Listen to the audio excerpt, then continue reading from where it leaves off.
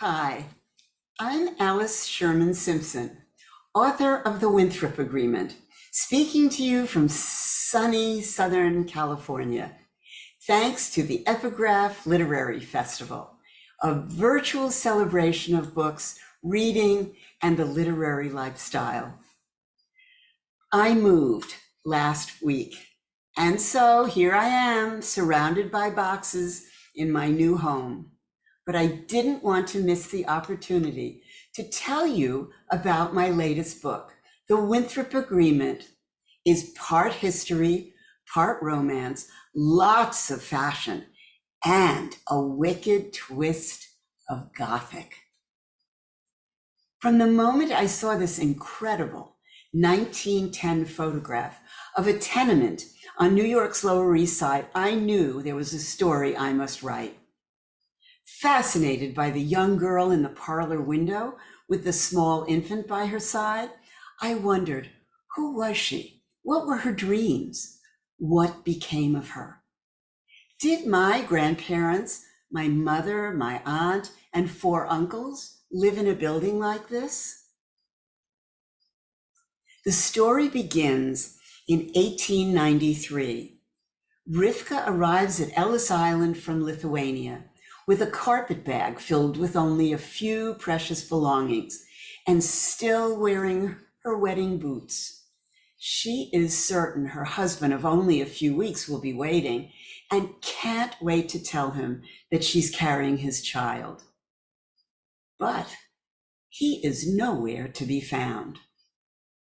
The only person Rivka knows in America is her childhood friend, Lottie Ahrens. With only Lottie's address written on an envelope, Rivka searches for Delancey Street. Lottie, whose husband went out one morning for the newspaper and never returned, welcomes Rivka to share her one-room, 5th-floor walk-up. Like most tenements on New York's Lower East Side, crowded rooms burst at the seams with families sleeping head to toe, struggling to pay for rent and food. These 2 young women, abandoned by their husbands, work side by side, sewing caps and sleeves for pennies apiece, in sweatshops with locked doors and windows, like the Triangle Shirt Factory, which caught fire in 1911, killing 146 people. Lottie loves numbers. She takes night classes to become a bookkeeper and finds a job with Winston Winthrop, singer sewing machine tycoon, and his 3 sons, all members of New York society with mansions on Upper 5th Avenue and Long Island's elegant Gold Coast.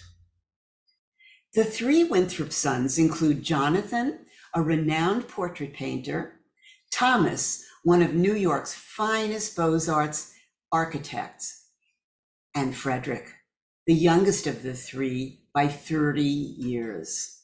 He is the black sheep of the esteemed Winthrop family, a thief and a bully. Things and people disappear when Frederick is about, especially young showgirls. When Mimi is born, Rivka moves to a small, windowless room on Eldridge Street. Despairing of her arduous life, she has little to give the infant.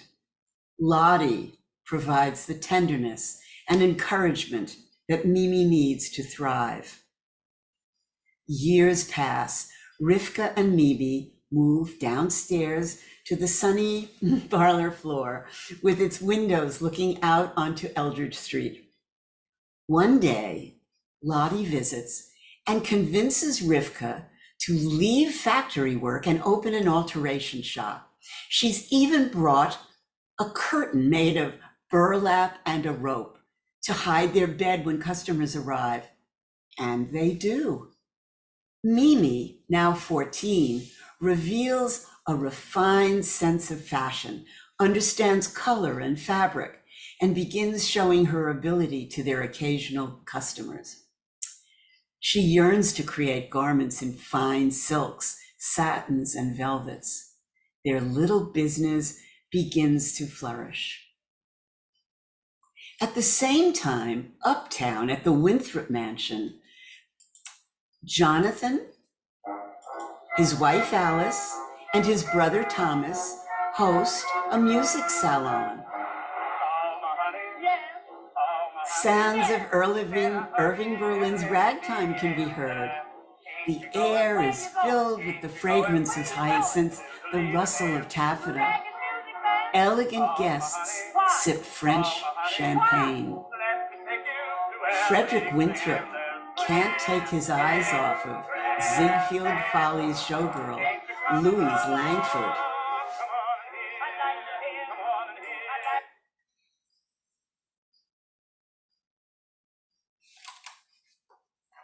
Fragile, surrounded by light in her pale turquoise silk gown, which puddled at her tiny feet and over which she wore a sheer luminescent chiffon duster. The sleeves of the coat bordered with lace, draped like wings from her narrow shoulders, and Frederick caught glimpses of her delicate arms beneath. Her blonde hair hung loose with pale blue ribbons woven through in Botticelli style. She was framed by the floor-to-ceiling leaded glass windows at the end of the room beyond, which bloomed seasonal wisteria. Louise Langford made Frederick feel lightheaded.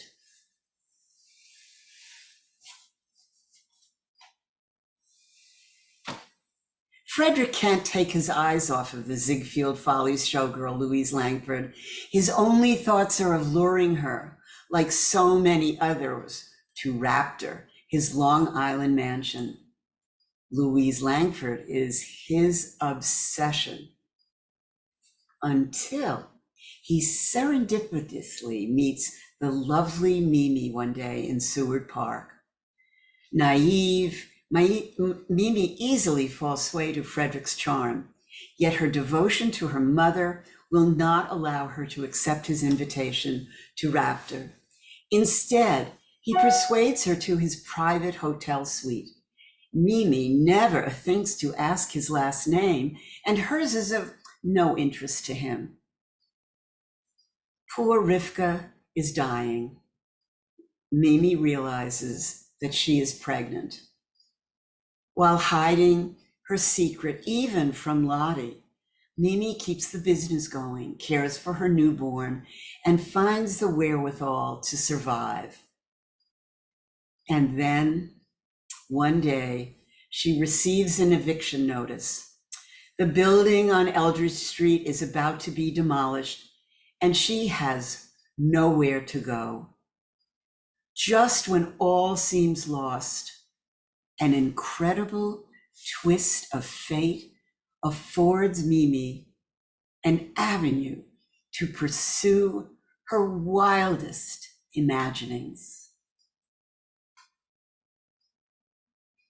This is where I will stop. I loved writing the Winthrop Agreement and hope you will enjoy reading it. In November, it will be available wherever you buy books. Please support your local bookstore. The Winthrop Agreement lends itself to discussions of the immigrant experience of finding one's way through difficult times and realizing our dreams. Nothing makes me happier than to hear from my readers. If the Winthrop Agreement resonates with you, please let me know. Write to me at author@alicesimpson.com or www.alicesimpson.com. Thank you for sharing this time with me.